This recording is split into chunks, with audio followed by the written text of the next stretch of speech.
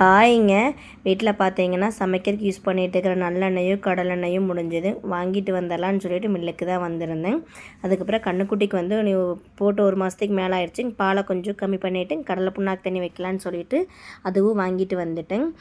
அப்போ தான் பார்த்தீங்கன்னா கடலை புண்ணாக்கு தண்ணி வைக்கும்போது கண்ணுக்குட்டி பார்த்தீங்கன்னா இலைக்காமல் நல்லா திண்டு கட்டி வரும் அப்படின்னு சொல்லிட்டு தான் அதையும் கையோடு வாங்கிட்டு வந்துட்டேன். இந்த ஓஸ் பார்த்தீங்கன்னா நல்லா தான் இருந்துச்சு. 4 மந்த்ஸ் தான் ஆச்சுங்க வாங்கிட்டு வந்து இவ்வளோ நாள். ஆனால் பார்த்தீங்கன்னா திடீர்னு தண்ணி போட்டுட்டு பார்க்கையில இன்றைக்கி லீக் ஆக ஆரம்பிச்சிருச்சுங்க.